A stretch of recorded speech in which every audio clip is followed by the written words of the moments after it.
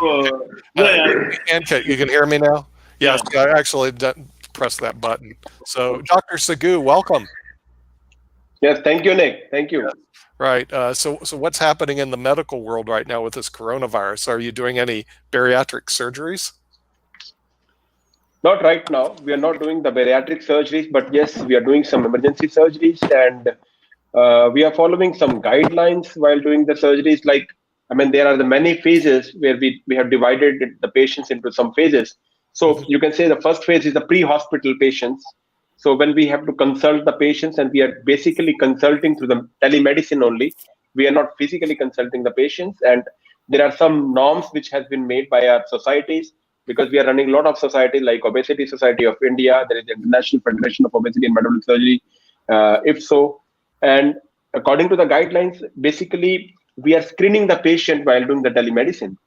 Mhm. So number one, there are basically 5 or 6 parameters by which we are screening the patient. Number one, there should not be symptoms of the COVID. Number two, there should not be contact history with the COVID patient. And number three is there should not be any travel history in the past one month. And number four, the patient should be in quarantine for at least 14 days. And number five is patient should be following the social distancing guidelines. Mhm. Yeah. Now, we ask the patient, Yeah. Do you see telemedicine actually increasing now because of the coronavirus? yeah. So now I did around 6 consultations today through the telemedicine. Mhm. So basically, the telemedicine is become beneficial for us without coming in contact with the patient, because we don't know, even the asymptomatic COVID patients, they're increasing now. So we are not coming in contact with the patient, and we are consulting the patient by just taking the history, and by seeing just the reports only. And for the physical examination, we are calling the patient in the hospital. But if you consult 100 patients, I think you require only 20 or 25 patients to be there in the hospital. At least you are downgrading the crowding of the hospital. You're downgrading the chances of coming in contact with the COVID patients. Mhm. So what do you do when you're consulting them as a bariatric surgeon? What sort of consultation can you do on the internet that makes a difference? So basically, the consultation starts with our history.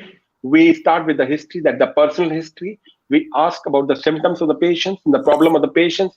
This may be a tiredness, this may be increasing weight, and this may be a diabetic history, this may be hypertensive history, and history of any other comorbid condition. There may be history of the sleep also, history of the stress also, and other problems. Maybe it may be the backache, it may be the knee problems, and some others, right? Then we take any family history, because in the obesity there is always a family history.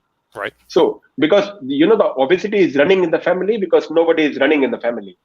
So Mhm. so that is why we are getting so many patients in one family. Mhm. Right, because they So never go so for a walk. yeah, because this is a modern lifestyle which we have Right. adapted to. We are not doing any physical activities. We are taking everything by sitting. We are not eating mindfully. Our mind is at the screen, and we are eating, and we don't know how much we have eaten. Mhm. So we have not the exact idea of the portion size. We don't have exact idea of the contents what we are eating.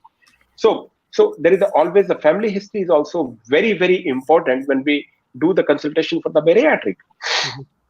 Right, Then because we take a history. Yeah, yeah, go on. yeah, Okay, you take history yeah. first, then what do you do next after you get the family history?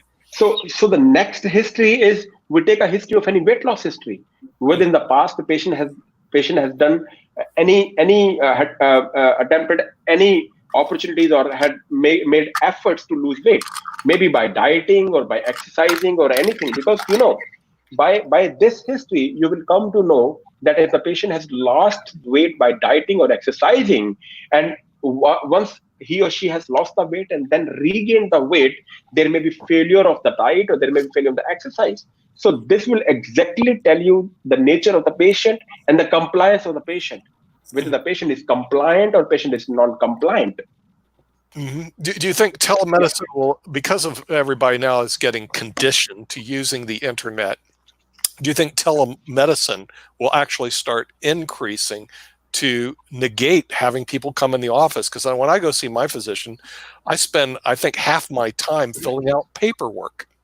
In other Yeah, words, yeah, yeah. So you know, when you have screened already on the internet, and when you enter your hospital, number one, you will be very much recognize your physician.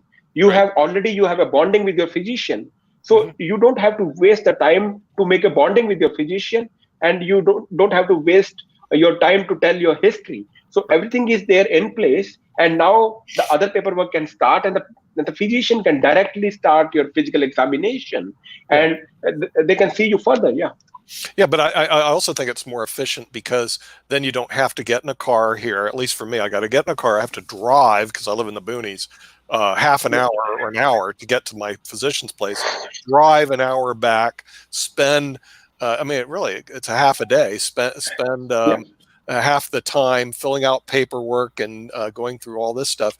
The telemedicine Yes, yes, seems to be more efficient because you just dial up on the internet, and yeah, there's even a computer calendar right now. I think it's yeah, Calendar that we use that you can have people just fill out and have their appointments already done in advance. yeah, yeah. Yeah, I think it's So calendar. yeah, even in some other fields also, the internet has come up with a lot of benefits. Like you have a meeting schedule and you need to go somewhere. So the last week we had a meeting because we have an obesity surgery society of India. So Hmm. we usually have an annual meeting. That is not an annual, that's a quarterly meeting. So we do meet 4 times a year. Hmm. So that may be the another places, some other provinces also. So you have to fly to other provinces for that. And Yeah, now what we did, yeah, we had just meeting online. And right. I mean, you will be surprised, there was no cost involved. There is no cost, and you saved lot of time. You're doing your daily routine here. You are fulfilling your responsibility at home. You're fulfilling your responsibility at your professional place, and even then you are attending your meeting and solving a lot of problems. Yeah, yeah. It's just to Yeah, me, it's a lot more efficient to yeah, run things through the internet. And when I was working with ANKIT on the IBM TV project, what we found out is that the internet has become so well that we can hear you, see you just as well as yeah, if you were in the United States. yeah, And 20 years ago, that wasn't the case, but today, I mean, yeah, it's much more efficient. I would like to go out and see ANKIT physically, but man, it's a 20-hour flight. I've already checked. I mean, I'm going, no matter how you're doing, yeah. you're spending all day in an airplane and all day coming out, 20 hours in the air. Where in the internet, you just press the button and boom, you're there. So to me, it seems to be a much more efficient way. Now, bariatric surgery I here in, think yeah, go. I'd like to interrupt, and I think Vishal needs to leave. So I think maybe he'll sing one more song before he Oh, yeah, moves. okay, yeah. Vishal, if you can do one more song, because then Ankit's brilliant. He cuts these little songs out, puts them on the internet, spreads them to his 1.3 billion people followers. So the thing is, yeah. Okay अब मुझे एक सवाल भी आपसे पूछना है. Can you hear me?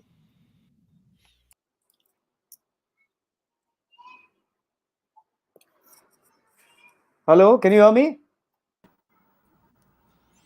Yes, we Yes, can. everybody. You're good. We can hear you. If we can't hear you, we'll beam back in. I'm just giving you the stage. That's all.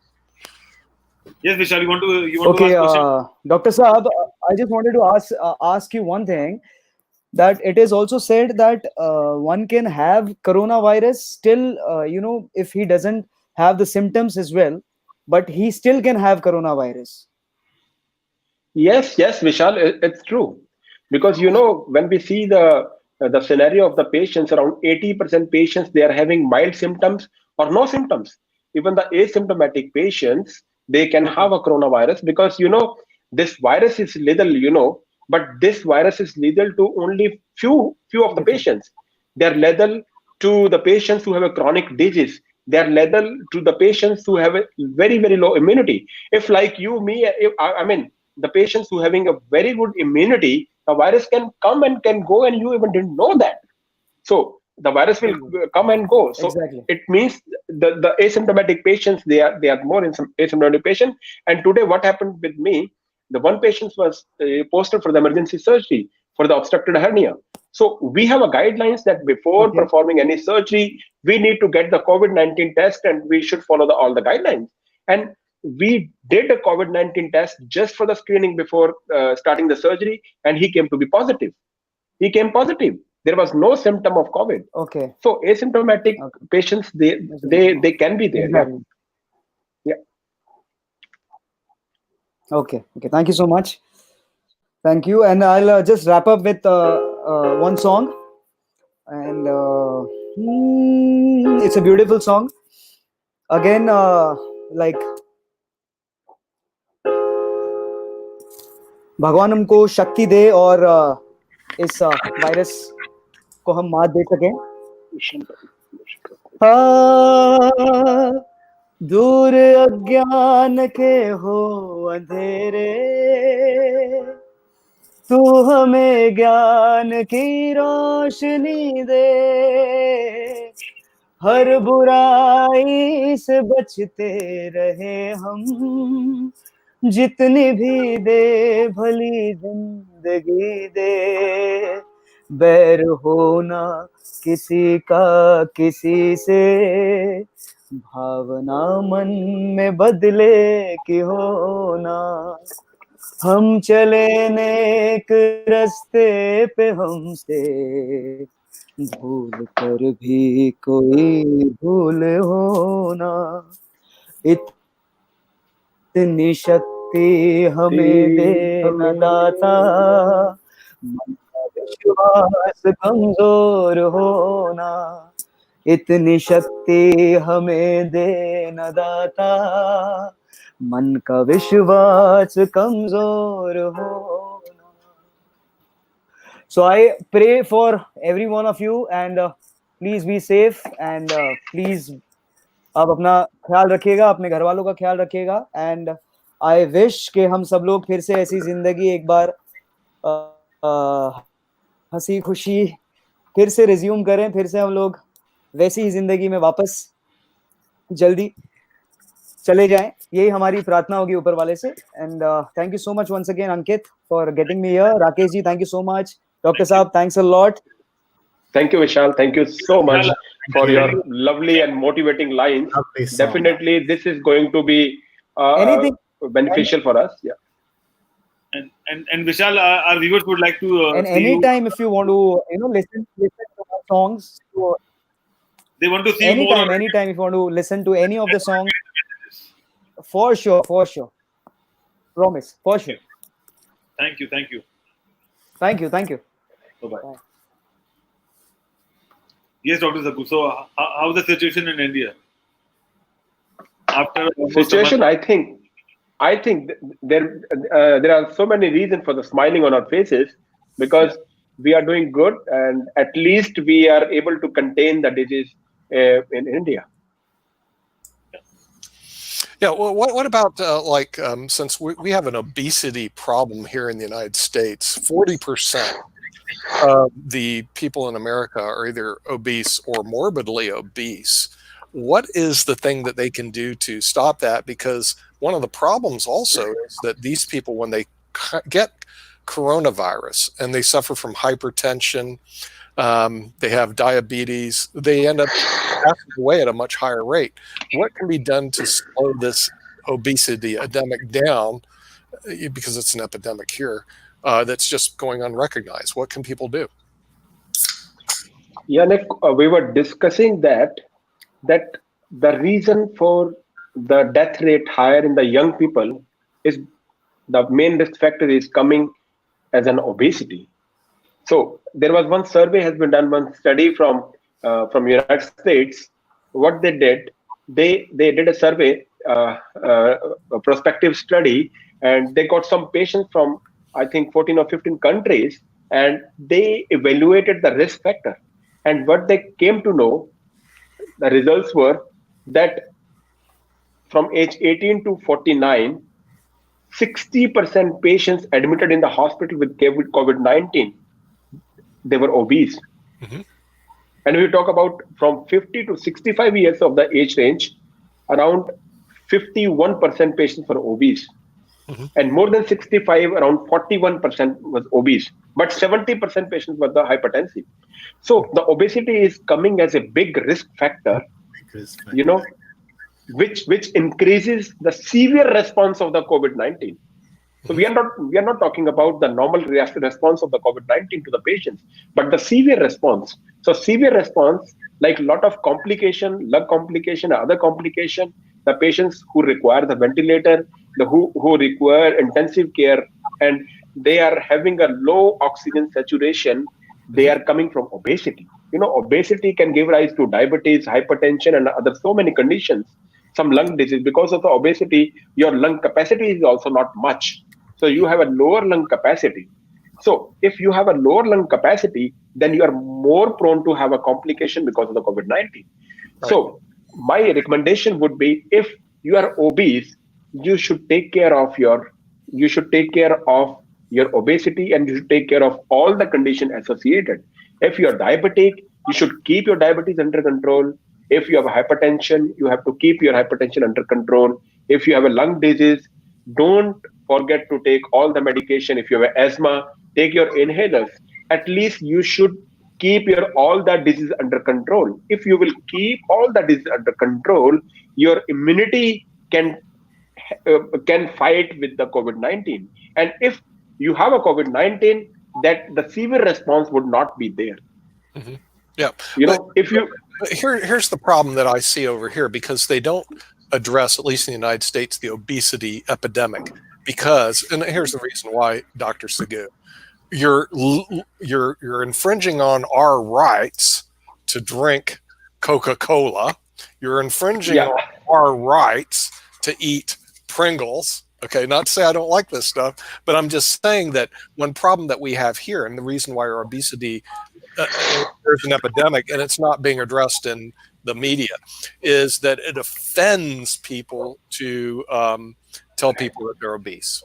What do you do in that? Yeah. So, I won't be wrong if I would say that the obesity is definitely linked to diabetes, hypertension, other condition, Mm-hmm. and the obesity is linked to your poor diet. Right. The reason for the obesity is having an ultra processed diet, and Mm-hmm. the food industries have advertised it in this way that they manage to sell this ultra processed diet to all of us. Sure. They can provide this ultra processed diet to anywhere, anytime, anybody. Mm-hmm. So yes. we are also very much accessible to this diet, because this is easily available, maybe cheaper. Mm-hmm. These types of diet, they are cheaper also. Sure. Suppose we are going on the highway. And yes, everything you have. Do you guys have these Pringles over there? Do you have? Yeah, we have. Potato We chips? have Pringles. Yeah. I mean, Yeah. Everything we have. That's it's a bad idea. I mean, the thing is, So do you guys drink this stuff over there? Yeah. everything we have. See the calories? Yeah. I think with Dr. Saggu and you that in India there was an article I read that there's a sweet shop called Haldiram. Okay. Yeah. So that sweet shop, serves a lot of sweets. You name the sweet and they have it. Maybe 500 varieties of sweets and namkeens. Okay, Chip. Now within the 2-kilometer radius of that sweet shop, there are more diabetic doctors than other places. Yes. So basically, there's obesity now in India. Then is that what you're saying? Obesity. Yeah, obesity in India. Earlier the India was known for the starvation. Right. So a lot of people they are being dying of starvation. But Mm-hmm. now, because of easy availability, because of the taste, everything, now these types of things, they're coming to less developing countries also. They're coming to Asian countries also. So now, we have both the things. We have a starvation also in some places. We have obesity also. And our obesity is also increasing. It is coming up to 30% now. So don't worry. We are behind you, and definitely we are going to surpass you as well if this type of the obesity will continue. Yeah, but this is not a statistic to surpass us on. It's like coronavirus. But what I see is that because they were going, well, there's a higher death rate in the United States among African Americans than there are non-African Americans. But part of the reason why is the obesity and the hypertension and the diabetes that exist. And part of the reason why of that is the food that's available. You know, like I say, I live in the rural South, and if you go up and down our streets, all there is fast food and fried food.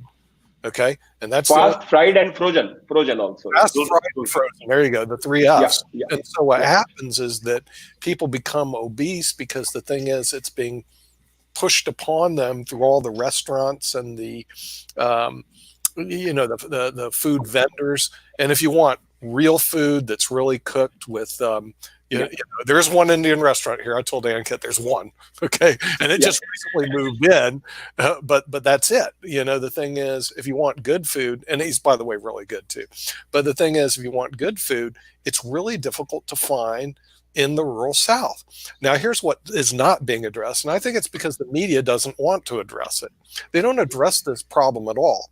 Because in 5 minutes from now, they're putting on a McDonald's commercial. I hope you guys don't have McDonald's over there. Okay.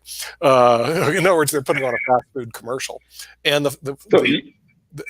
you cannot control the big fishes. The food industry people, they're the big fishes.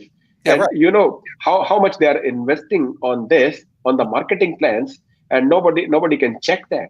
Sure. So if these food processing companies, if the food companies, food industries will not address this problem, and they will not give us the option of the healthy food, right, I don't think that we can contain the obesity. We can contain the COVID, we cannot contain the obesity. Yeah, right. We can train. Yeah, but see, obesity, we haven't looked at the data yet, but I have Ankit who can always find the data. I'm wondering how many people will die of hypertension, diabetes, and things that are created by obesity. In other words, does that actually kill more people than the coronavirus? You know? If we were to look at the data, it probably actually, you're going to pull the data. Do you have it, Ankit? I believe. Pull up the data, but I'm not sure about the source. But what I'll try to share it. I'm not sure whether it's good or bad. You're never sure of the quality of the data. But you know what happened? During this lockdown, people who have been dying every day with accidents and with some murders and things like that, they are like zero. Mm-hmm. No accidents, no murders, nothing natural, anything like that. It's only coronavirus or natural death. So I think we are saving a lot of people because I think Dr. Saggu would agree that in India, maybe hundreds of people are dying due to accident every day. Mm-hmm. Right. If I talk about the New Delhi, the data says that we have 450 deaths per day because of the accidents. Yeah. Because of accident. I'm not talking about any diabetes. I'm not talking about the hypertension. How many is it now? So traffic pollution, air pollution, water pollution, noise pollution. These are 4 major killers of the countries. So I think we are escaped from all these 4 things in the COVID era. But ultimately, they are going to start again. We are going to pollute the nature again. We are going to increase the traffic, and we are going to have increased the deaths because of all these things. Mm-hmm. Yeah. So we need to build up. I agree. I think right now that there's some benefits of COVID-19. No accidents in New Delhi. No murders, blue skies, clean air, all the benefits of COVID-19. But as soon as they say, okay, everybody back to work, here comes the pollution, here comes all the bad habits, we're not going to learn anything. But something that could be controlled is, obesity and diabetes and hypertension. But you have to bring that to the people's attention. Because unless they know about it. And what I see is that, at least in our media, we don't want to bring it to people's attention because there's a conflict of interest. The conflict is the advertiser comes in and it's McDonald's. Your advertiser comes in, it's a food processing plant. You see what I mean? In other words, your advertisers and the people that feed the media are the restaurant industry. They were going, hey, what are you doing talking about this stuff when there's a chain here called Bojangles, like no kidding, Bojangles, of all places, fried everything. And let me tell you something, Dr. Saggu, they're lined up in their cars now getting takeout of this fried food. I mean, really bad food for you, lined up here in the South. And then they walk out and they weigh, not unusual to see people weigh 300 to 400 pounds. You know, in other words, probably people shouldn't weigh that much. And so the thing is, it's a real problem. And there's no one leading the charge on obesity here and healthy food, except every now and then Dr. Yu will get in and say, hey, we got to have a healthy lifestyle. But most people, they don't discuss that. It's also, I think the other reason is you offend 40% of your audience, at least here in the United States. Oh, I'm offended. You're talking about me being overweight. You know, you see what I mean? And they don't want to offend their audience that, hey, that's something you're talking about. Because also a lot of the people that watch television, what do they do all day? They eat Pringles and they watch television. And then they drink Coca-Cola. By the way, a good sponsor of television, by the way, good sponsor. And they watch television. So here's what you're doing all day. You're doing this, and one, two. I have to repeat it again. It's all about this thing. Turn it right side up, please. Cut it upside down. So here I would like to mention in this COVID era, you know, because the most of the restaurants, they're closed. So the people they are cooking themselves. They are dependent for the food on. They are the self-dependent now. They are not dependent on the restaurant. Right. So the people, they are not coming to the hospital for other illnesses. So you know, every day we are getting a lot of people with lot of things, but now the people, they are not coming to the hospital. So unnecessarily the people were going to the hospital, or maybe because of lot of restaurants, a lot of malls, they were open, and because of that they have a lot of illnesses. So if we can close all the restaurants, I think the 50% problem has gone now. Really? Okay. Well, around here, all the restaurants are closed. So the thing is, but you know, there are some restaurants that actually do have good food. See, there has to be a way that you say, well, the good food restaurants can stay open, and the bad food restaurants, may not be better than your self-cooked food. Right. Self-cooked food is always the fresh. It's a natural and it's healthy. Agree. Okay, so you think if we just toilet the restaurant industry, we may be better off. Right? I think. But we should not be consuming all these things, chips and colas and everything. Yeah, right. Okay, right. In other words, you toilet the restaurant industry, but don't replace it with chips and cola. Yeah. No Coca-Cola, baby. So if we want to address the obesity, we should make awareness policies, and we should prevent the childhood obesity first. If we can train the families, then only we can have a check on the obesity, that is the adult obesity. Right. So that starts from our family. So if we can. But Dr. Saggu, do you know that, I mean, people watch, I mean, especially children, they watch a lot of television on internet, maybe Amazon, Netflix, maybe cartoon. And after every cartoon, there is a Coca-Cola or maybe something McDonald's ads around. And yes. It's to basically delete or to make them understand that this is not good for health. Mm-hmm. And last week we had Dr. Arthur on our show, and he was saying that he is working with the kids, and he's jeopardizing kids not to take all these things. Mm-hmm. Yeah, that's what he does basically. So he unlearns them while watching the advertisements and commercials on television, and they make people unlearn that this is not good and you have to do these things basically. So how will we better that thing? I mean, we can create awareness, but how we can make the mind understand that whatever they're watching, they are all pretend things and you don't have to take it. One thing I would like to mention here, that the parents has to take a responsibility for that. We should not keep keeping our children with the screens and doing our jobs. So we should spare some time. We should decrease the screen time of the kids. We have to decrease the screen time, and we should give them time for the real games, not the virtual games on the screens. Yeah. We should send our kids outside in the park. There should be ample space for the sports and everything. So that we have to take a responsibility that the screen time should be very, very low, and there should be a real games, and we should make them aware about the healthy food, about the content of the food, because this is we who serve our children their first meal. So if in the first meal we are going to serve them chips on all this unhealthy food, then they will become a habit for them to take all this food. So this is our responsibility. The parents has to aware all the children about the content of the food, about the etiquettes of the food, about the habits of the meals and everything, about taking about the liquids more, and take more vegetables, take more than salads, and take more proteins. So this is the habit which we are going to build in the children. So we should not be blaming the children for that. We should be blaming ourselves, and we should we should do our responsibility. Yeah, in order to be self-responsible for that. But what Ankit pointed out, which happens here too, they have the thing called the Cartoon Network here in the U.S. My grandkids love to watch the Cartoon Network. So, I mean, I get all the networks here. So they watch the Cartoon Network.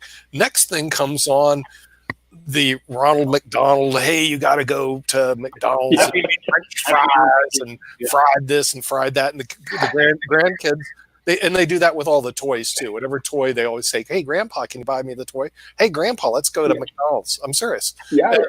Because as a young age, they're very impressionable. Okay, so the minute if you want to sell toys to kids, it's real easy. Cartoon, then you put the toy. Okay.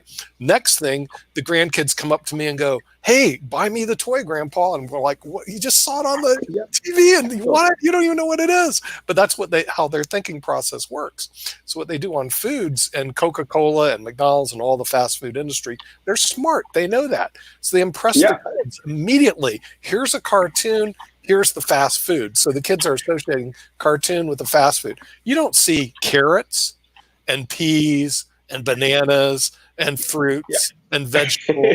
Come on, are you kidding me? They don't show, hey, these bananas are healthy for you. Nobody does that. All right. So here's the reality. And you know this, Dr. Saggu. The reality is a major contributor to the coronavirus deaths is the fast food industry. Right? Yeah. Okay. And the thing is, there's no paper published on it. There's nobody who's researching it. No one wants to talk about it because what was that thing you showed me up there a while ago on the screen, Ankit? Why won't anyone talk about it? You have this piece of paper you showed me. Okay. They won't talk about it because they reach in their pocket and they go, wait a minute. You're sponsoring our show. So Mr. Palavita, do you really want to talk about this stuff? Because otherwise you see this, it's gone. There you go. He's got the big. I don't carry cash. I carry credit cards. He's got the C note. I'm gonna have to get into those. But the thing is, this influences the media. This influences the media right here, buddy. That's it. And so what happens is they go, well, if we start talking about this, we could lose our advertiser. And so they shut it down. Can we do one thing? Can we do one thing? You're coming on a show every day. Kids wants to. All the kids have a question to ask. I'll just put up the question on screen. Maybe you can. Can you read the question? Can you read it, Dr. Saggu? Where is the question? Can you there see is no vaccine for the virus, which can. So I think it's not full on the screen. Can you read it out for me? I'll just now. Can you read it?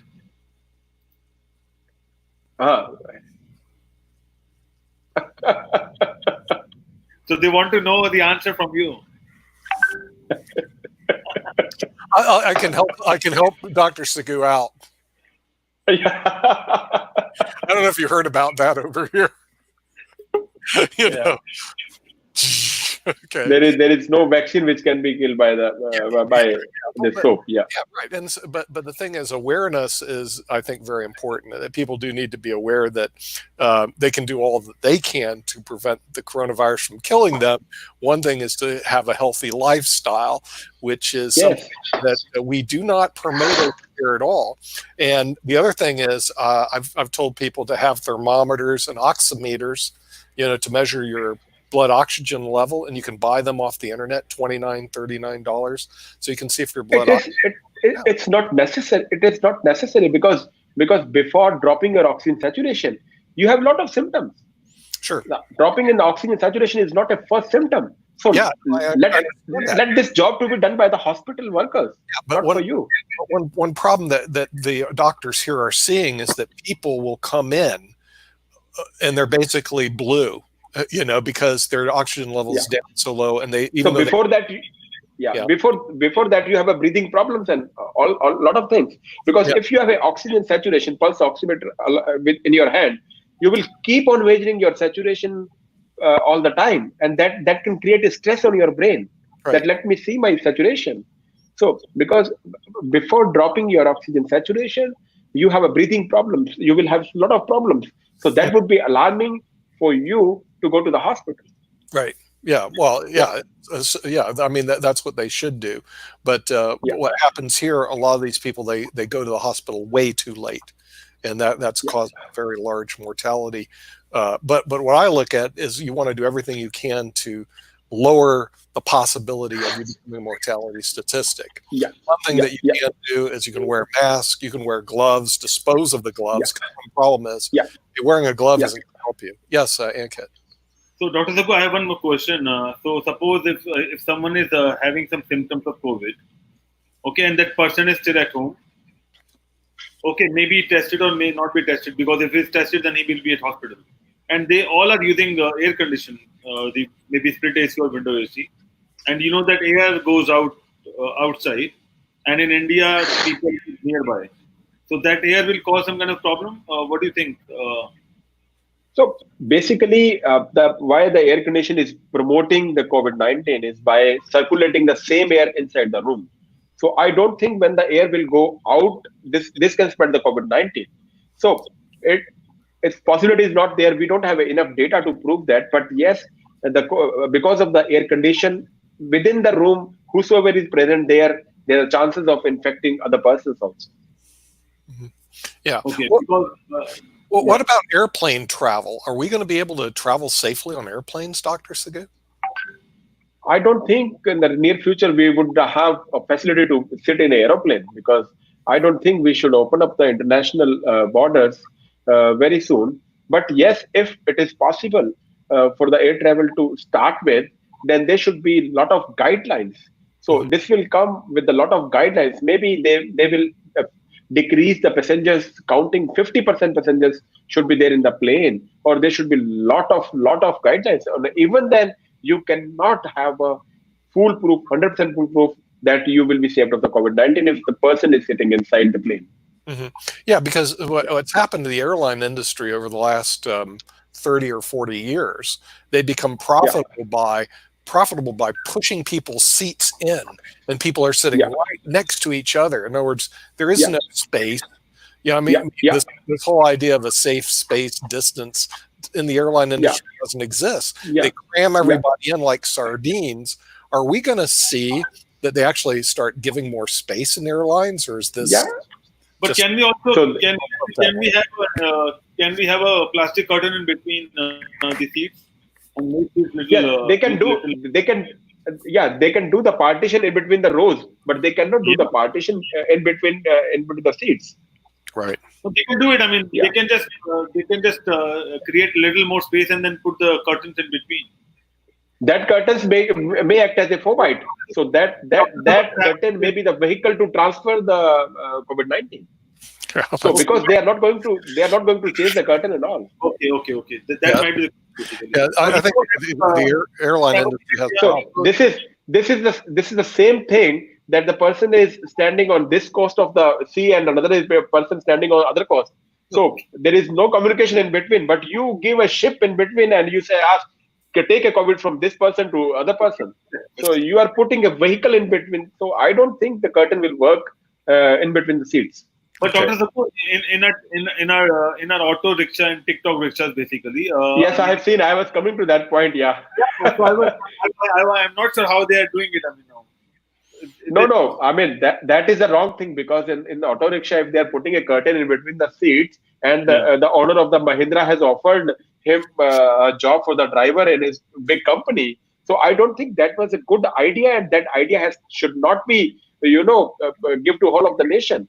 So that may be the bad idea, because you cannot clean. If somebody says you that you have to wash your hands after touching anything, or maybe every hour, so why don't you wash your curtain every hour? And is it practically possible to wash that curtain every hour? I don't think so. So if the persons, they are coming and sitting and they're going, and the next person is coming and they're touching the same curtain, so you are promoting the COVID-19. This is not a good idea. Wow. Oh, no, you're right. What about Uber drivers? Can't you drive taxis and just have a shield between you and the customer and drive a car? Yes, that is for the protection of the driver. They can put a glass over there, and you have to clean the glass with the disinfectant. You have to use a bleaching powder or something else to clean that. Regularly you have to clean, but the cloth you cannot clean. The glass or shield you can clean. You're right. And then every time a new person comes in, you just have to clean the car, and then you could actually run taxis. So the taxi driver and the Uber driver should be able to go back to work. But the airplanes, the airplanes, I think, have a big problem. So, Ankit, I'm just going to take my private jet over to see you. Most welcome. Most welcome. Yeah, take the private jet. One of the companies I work with has 6 private jets. So I was going, well, just get on a private jet to go over there. 20 hours. I tell them, hey, look, it's 20 hours flight. But the regular airline industry is not going to be able to do very much in the near future, right, Dr. Saggu? Are they out of business for the near future? The airline industry? Yeah. Well, yeah. So private jet industry would definitely going to have a lot of benefit from this. Well, but I think that they might use the current situation of the downfall of crude oil, and I think they can. What do you think? Because crude is already down, so they might be having some advantage to this point in time. Yeah, crude oil is now has a lot of downfall there, so maybe they have a benefit of that. They have purchased a lot of crude oil. Yeah. So you never know. How it works. Yeah. Well, maybe they can reconfigure the jets. In other words, the airplanes. But but what's going to happen is the airline prices have to go up. Yeah, definitely, because the regular planes, they have to shift to their chartered planes now, because the pricing has to be on the higher side. Right. Instead of sitting the three travelers, there should be only one traveler. So the one person who is sitting in the plane has to pay for the rest of the 2 also. Yeah. Right. Yeah. I just think. But I think the airport will have a business. The airports and the drone taxis, I think they will be in business little soon. What do you think, Nick? I think the airline industry is in serious trouble. But what about drone taxis? Drone taxis like Uber drone, where they can have 2 people sitting on the drone. I think taxis will get to go back to business, but 2 industries that are in serious trouble is the airline industry and the restaurant.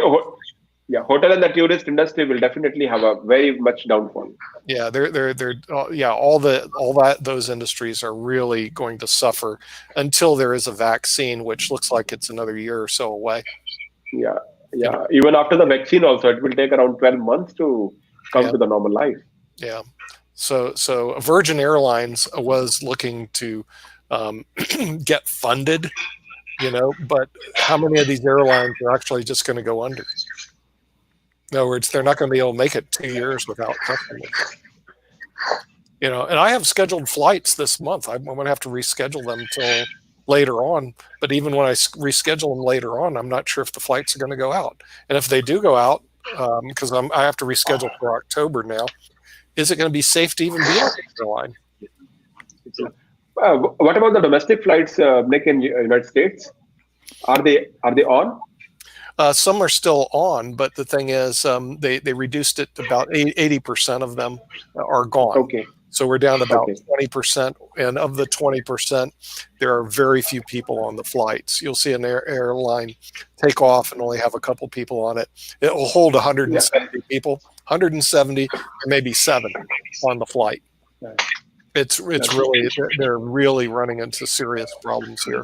And the real problem, Dr. Saggu, that's a problem I don't see how they're going to solve it. Yeah. Now testing may be one thing. In other words, you test everybody who goes on the flight. Yeah. Test and quarantine is must. I think we have a guidelines for the surgeries that we need to get the testing done for each and every patient before taking for the surgery. For the airlines also, they have to do the COVID-19 for each and every traveling through their plane. Right. So I think those type of the guidelines should also be there with the aviation industry. Yeah, and I also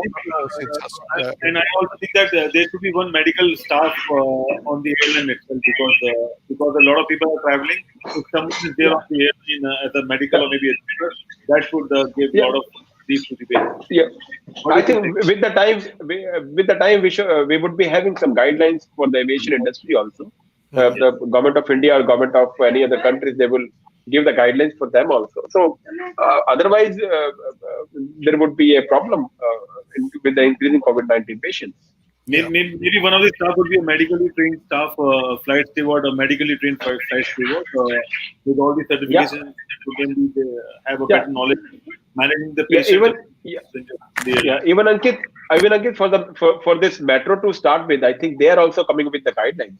They are coming with the strict guidelines that you have to wait at least for an hour before boarding the metro, and for the metro also you should have there should not be any symptoms. You should have a quarantine if you have a symptom. So there would a lot of guidelines would be coming for metro as well. Mm-hmm. Yeah, and I see testing. The only way I can see the airlines getting back is that everybody who boards a plane has to take a COVID-19 test. Yeah. Because there's no other way. And they did say that they can have the results back in 5 hours or something like that. So that they've sped it up. They used to have it would take 15 days. Well, 15 days isn't going to really work. So what they have new tests that have come out, that they take the test in 5 hours or so, they'll have a result. But I think anybody who boards a plane, this is the only way the airline's going to get back in the business, is you take the COVID-19 test, you pass the test, then they allow you to board the airplane. Just like I have my TSA certification, so I can go in the fast lane. They're going to have the COVID certification, or you're not going to get on. And this is the only way we're going to get the airlines up and running again. Otherwise, they're basically out of business for several years, which could be a bad thing for the airline industry. Okay. But next, Ankit, right. I will have your leave. I will take your leave now. Okay, thank you, Doctor. So much. Thank you so much for having me here. Thank you for your report. Thank you. It was quite an interesting thing, Doctor. I was listening to